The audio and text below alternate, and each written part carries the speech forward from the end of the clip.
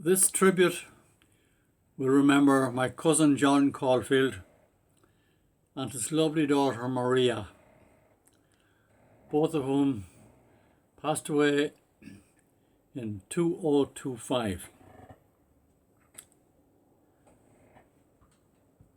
John Caulfield was born about a year and a half before me. We were pre-war children, so we grew up in the post-war years. Gilslands and Trim and Caulfields at 92 East Road, Dublin. The Caulfield family had a grocery shop in East Road. Well, groceries and knickknacks. And the odd occasion when the Trim Gilslands would catch the bus to Dublin, we would find ourselves on the bus to East Wall, or East Road as it was then. And John, you would be there to welcome me. We were both little lads in short pants. As a child, you wore spectacles. Not many children wore spectacles those days, but you did. And I remember you're the same line to me every time I saw you. You would say, "It's about time you came." And we kids would go upstairs, jumping on the beds upstairs where the adults would be sleeping later on. And we'd have fun, have a ball, while the adults would be downstairs talking. And then in the summertime, we would be all guests of our aunties at Mayaharat Boy, where we were Dublin Gilslands and Trim Gilslands and Dublin Caulfields. And we used to play in Finnegan's Field, which was adjacent to the High Clover. And across diagonally was the road to the well where we used to go to get water for the house. Those were the days where there wasn't any electricity in Mayar, and no rural electrification was just beginning. But the aunties had an arrangement with a neighbour, Mary Pat Smith, who was about a mile away really on foot. She would have milk, supply them with milk. So we were dispatched with an empty can. I think yourself and your sister Mary and probably Joe and Anne and maybe one or two others, I can't remember everybody, up the road skipping with the can to Mrs. Smith to get the milk. And we got the milk, and in messing going on the way home, we spilt it. And we had the audacity to go back to poor Mrs. Smith, who graciously refilled the can and gave it to us again. I said, "No, I won't tell anybody. You don't have to tell anybody that you spilt it, so don't worry about it." But John, you had a trouble with scruples. And I remember when we got back to the aunties, the truth about the can of milk had to be told. And Father Matt was sitting at the table, our Uncle Father Matt, and he specifically had to be told how we spilt the can of milk on the way home. Oh, but you had a whole lot you were a great sense of humour. You were very quick and quick-witted. And I remember when you would do your turn in the shop, for instance, somebody would come in looking for 5 woodbines, and you would find 5 woodbines and sell them to the guy who asked for the 5 woodbines and give him change out of a 10-shilling note. Now, my mind used to be boggled because I couldn't add 2 and 2 together, much less give a fella change out of 10 shillings for a few woodbines. But that's the way life was then. And you were also had sort of throwaway remarks, like you used to have one like, "The birthday cake was heavy, but the candles made it light." You're full of those little quips. And now to Maria. Maria, your lovely daughter, Ursula's twin. And poor Maria got sick in January and passed away in August of the same year. And I remember Maria because she made a special effort to keep our generation together. She arranged with you more than once, quite a few times, to drive you to Trim, where we would all assemble for lunch in one of the local hotels and chat for the duration. So she was very family conscious and very unselfish, and just a beautiful girl. And she was such a loss. She was particularly supportive of me and my YouTube endeavours. She would pass the usual sometimes comments about some of my efforts and some of the songs. She would say that she heard them before, or she didn't hear them before, or whatever. And finally, one of your favourite songsters, composers, was Canon Sidney McKeown. I think he was Father Sidney McKeown at that time. And Father Sidney McKeown was famous for writing Queen of the May, one of your favourite songs. So therefore I've included the song in this tribute. But I've included my own version. And as it so happens, in this version I'm accompanied by a great friend of my own, Declan Maroney, who also passed away since this thing was recorded. Poor Declan passed away in 2023, in November 2023. And this mass recording would have been just about pre-COVID, I would say, about 2020 or so. So this tribute is therefore to commemorate the memories of cousin John, his lovely daughter Maria, and my own friend Declan Maroney. I do hope you all enjoy it.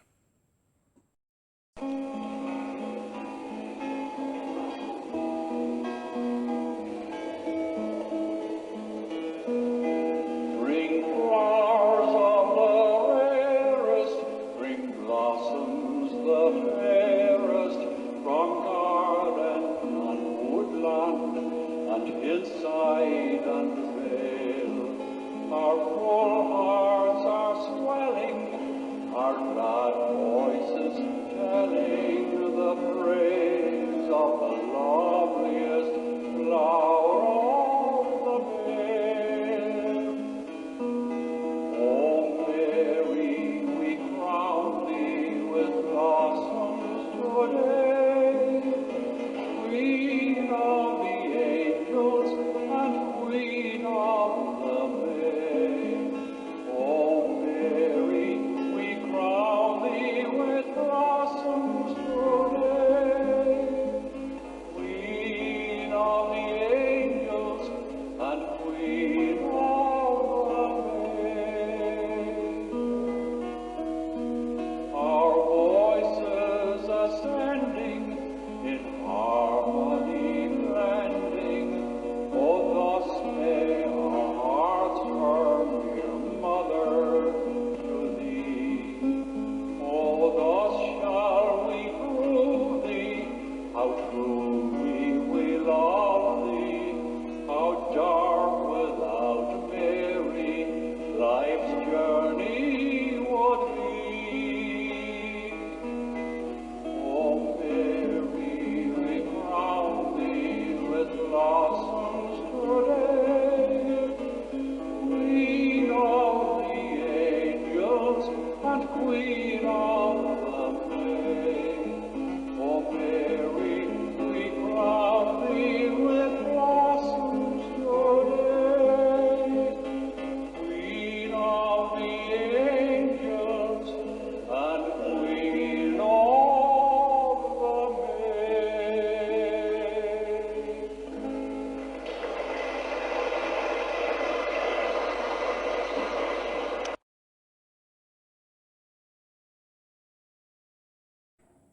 Joe's no saint, and I ought to know, for I work at the bench alongside of Joe.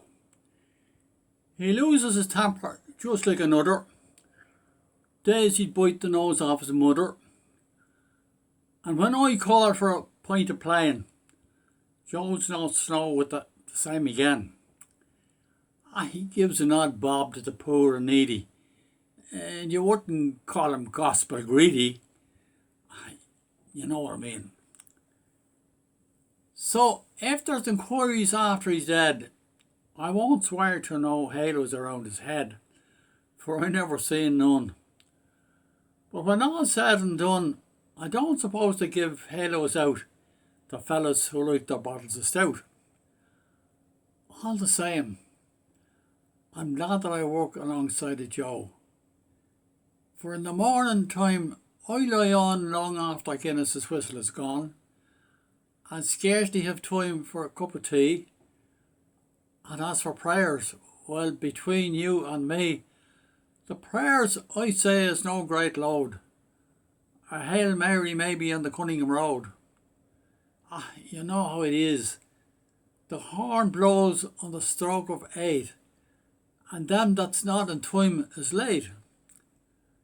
You mightn't get a bus for ages, but if you clock in late to dock your wages. Joe though, he's never late at all, though he lives at the far end of Upper Whitehall. And I happen to know, for the wife's cousin lives in the very same row, that he sets his alarm for 6:30, shaves, goes to the whole bag of tricks, just like of a Sunday, gets 7 Mass in Gedtog Park, and catches the 7:30 bus in the dark. In ways too, he's not as well off as me, for he can't go back home for a cup of tea. Just slips a flask in his overcoat pocket and swallows it down when he fills in his docket. I do see him munching his bread and cheese when I'm getting into me dungarees.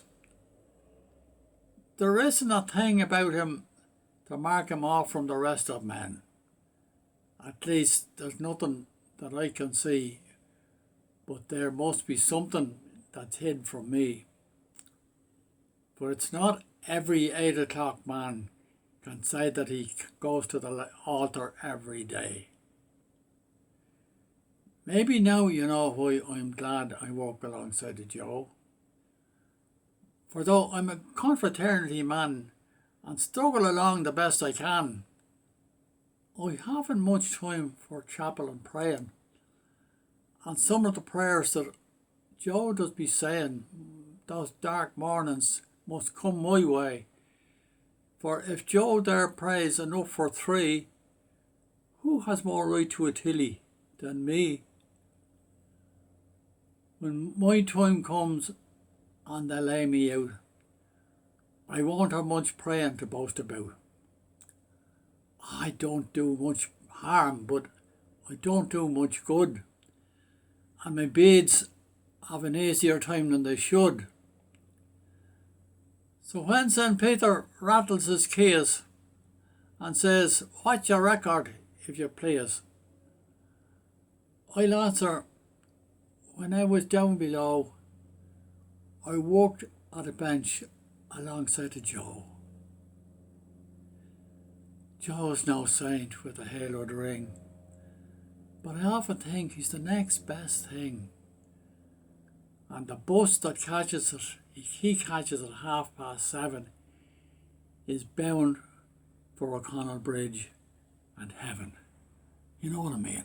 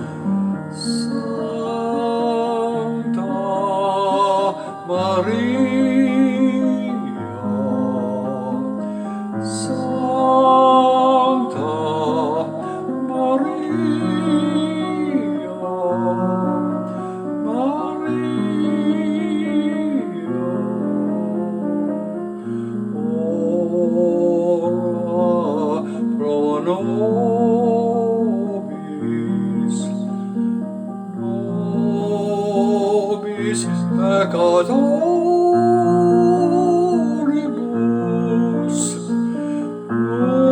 nunc et in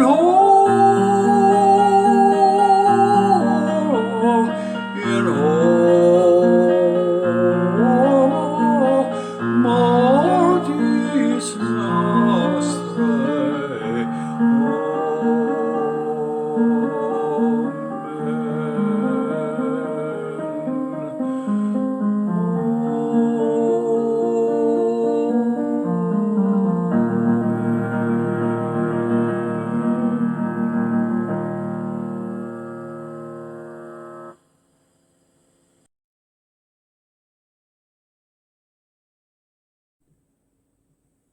In a small hotel in London, I was sitting down to dine, when the waiter brought the register and asked me if I'd sign.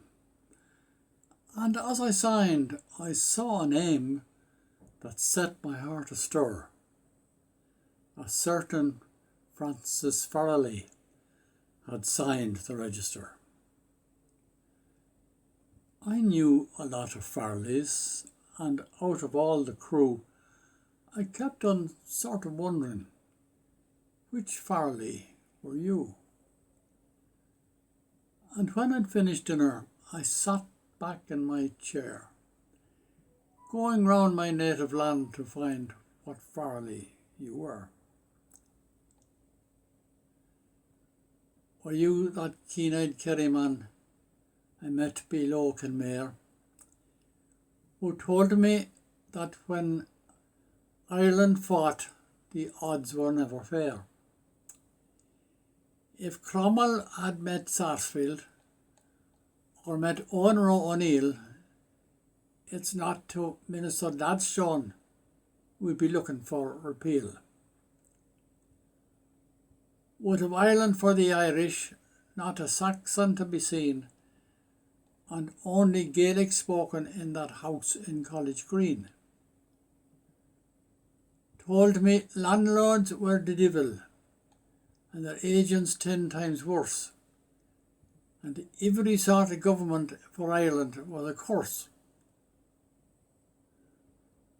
Oh, if you're that Francis Farrelly, your dreams have not come true. Still, sláinte, Francine, for I like a man like you.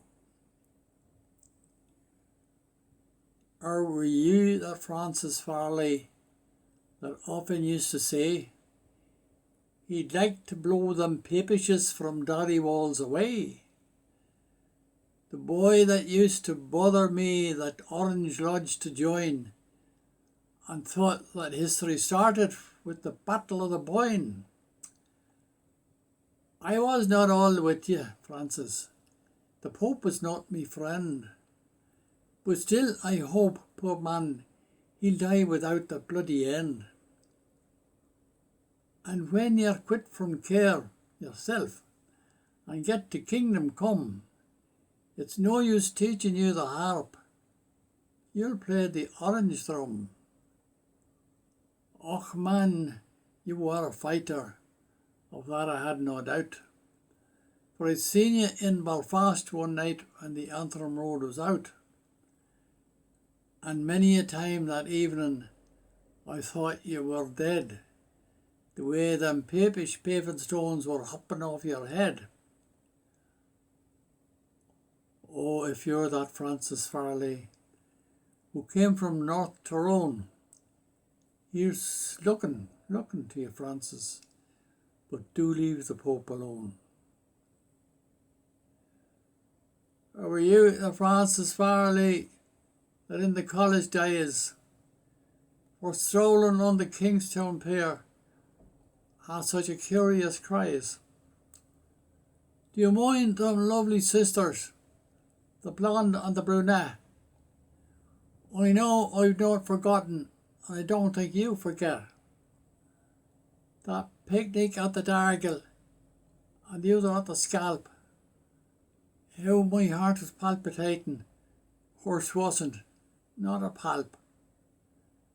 Someone said you married money, and maybe you were wise, but the gold you loved was in her hair and the diamonds in her eyes. So I'd like to think you married for that you were with her yet. 'Twas some militia officer that married the brunette. But the blonde one always loved you, and I knew you loved her too. So me blessings on you, Francis, and the blue sky over you. Or were you the Francis Farley I met so long ago in the bog below Balmullet in the county of Mayo?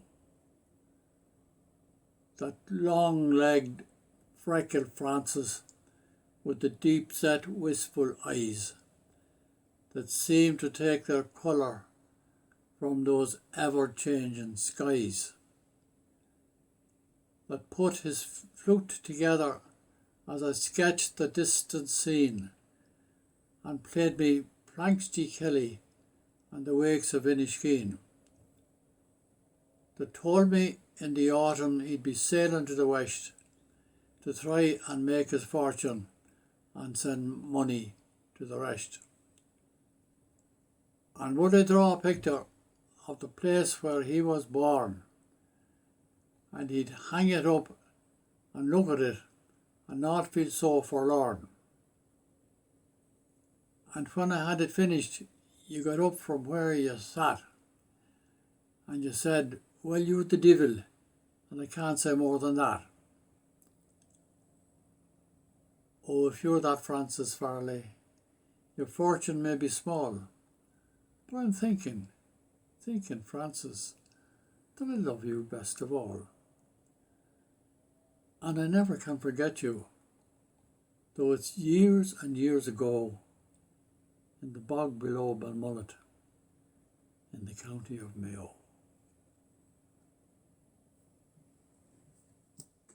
When first I came to Dublin town, 'twas in 1883, I went direct, with me head erect, for to join the DMP. Me majestic feet walk Kevin Street, as I walked with alacrity, for well I knew they could not do without me Moriarty. I'm a well-known bobby of the stalwart squad, I belong to the DMP, and the girls all cry as I pass by, are you there, Moriarty? On I went without accident, till the station came into view. Then myself I saw, as a limb of the law, thrashed out like a big boy blue. As through the gate of me future fate, I strode on manfully. All the police cried, when they seen me stride, is this Moriarty? I'm a well-known bobby of the stalwart squad, I belong to the DMP, and the girls all cry as I pass by, are you there, Moriarty? With no delay, I drew me pay, and began for to study too. A policeman I soon became, prepared for me job to do. Thieves far and near, I filled with fear, jailbirds avoided me. Malefactors trembled when they heard, here's Moriarty. I'm a well-known bobby of the stalwart squad, I belong to the DMP, and the girls all cry as I pass by, are you there, Moriarty? When to court I went, on business bent, the judge on his bench looked grim, but after a while I'd make him smile if I happened to glance at him. Then I'd hear him say in a solemn way, now and who could that man be? My lord, said the clerk, he's a man of mark, name of Moriarty. I'm a well-known bob of stalwart squad, I belong to the DMP, and the girls all cry as I pass by, Are you there, Moriarty? The Latin I knew in a week or two, and I gave them soon a shock when I heard the junk of a quid pro nunc with the post and the propter hoc. A habeas corpus or aqua fortis was all the same to me. When I take the floor, the crier would roar, "Wish you here's Moriarty." I'm a well-known bobby of the stalwart squad. I belong to the DMP, and the girls all cry as I pass by, "Are you there, Moriarty?" The ladies too, I very soon knew, were smitten one and all, for beneath me spell they quickly fell, and I held them in me thrall. With me handsome face and me charm and grace, they thought and they dreamt of me, and when I'd pass by, I could hear them sigh, "Oh, I love Moriarty." I'm a well-known bobby of the stalwart squad. I belong to the DMP, and the girls all cry when I pass by, "Are you there, Moriarty?" When me work is done and me course is run, and I've walked on me long last beat, and to heaven's door I'll quickly soar, St. Peter there to meet. Sure I hope he'll say in a kindly way, "Is it you, Tim Vick, I see? Your reward you've won for work well done. Flap your wings, Moriarty." I'm a well-known bobby of the stalwart squad. I belong to the DMP, and the girls all cry as I pass by, "Are you there, Moriarty?" One evening at dusk, as Noah stood on his ark, putting green oil in starboard side lamp, his wife came along and said, "Noah, somewhat's wrong. Our cabin is getting quite damp." Noah said, "Is that so?" When he went down below and found it were right what she'd said, for there on the floor quite a puddle he saw. It was slopping right under the bed. Said he, "There's an hole in the bottom somewhere. We must find it before we retire." Then he thought for a bit, and he said, "That's it. A bloodhound is what we require." So he went and he fetched the bloodhound from where it lay. Between the skunk and the polecat it were, and as things were below, there a trifle so, it were glad of a breath of fresh air. They followed the sound as it went all around. 'Twas last they located the leak. 'Twas a small hole in the side, about 2 inches wide, where a swordfish had poked in his beak. And by gum, how the wet squirted up through that hole. Well, young Shem, who at sums was expert, worked it out on his slate that it came at the rate of per gallon per second per squirt. The bloodhound tried hard to keep water in check by lapping it up with his tongue, but it came in so fast through that hole that at last he shoved in his nose as a bung. The poor faithful hound, he were very near drowned. They dragged him away none too soon, for the stream as it rose pushed its way up his nose and blew him up like a balloon. And then Mrs. Noah shoved her elbow in the hole and said, it stopped, I believe. But they found very soon as she'd altered her tune, but the water had got up her sleeve. When she saw as her elbow weren't doing much good, she said to Noah, I have an idea. You sit on the leak, and by the end of the week, there's no knowing. The weather might clear. Noah didn't think much of this notion at all, but reckoned he'd give it a try. On the old down he flopped, and the leaking all stopped, and all except Noah was quite dry.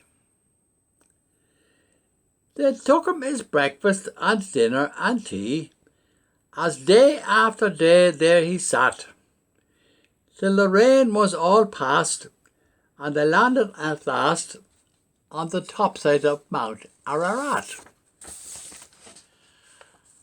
And that is how Noah got them all safe ashore.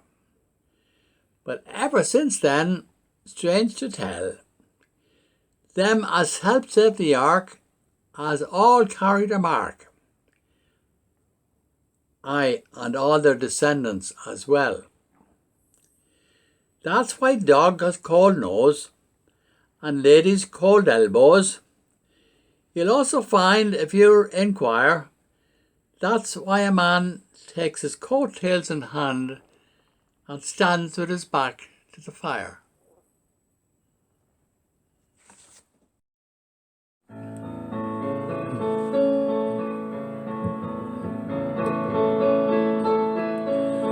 Our Father,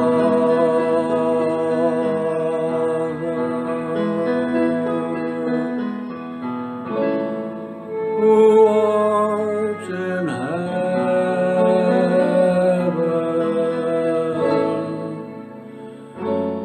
hallowed be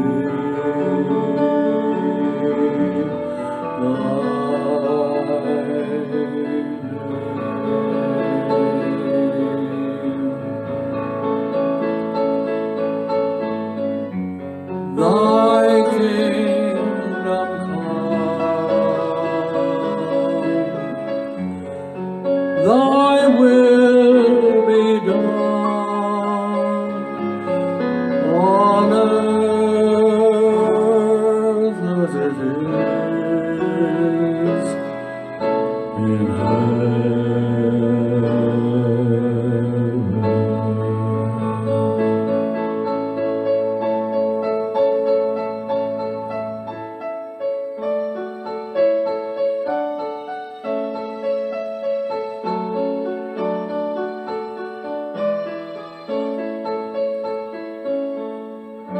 Give us this day our daily bread, and forgive us our trespasses, as we forgive those who trespass against us.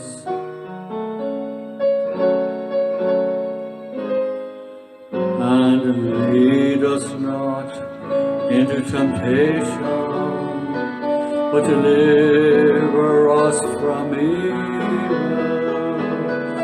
For thine is the kingdom, and the power, and the glory, forever.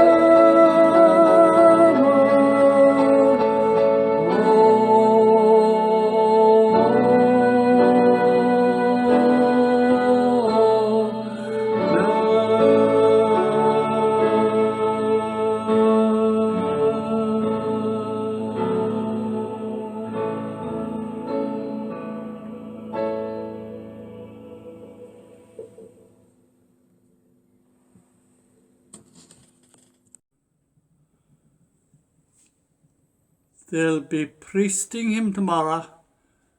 Thought it's a queer word too. For I mind the rascal that he was and the things he used to do. Many's the time I chased him when the strawberries were ripe. Though I admit I never caught him, he was faster than a snipe.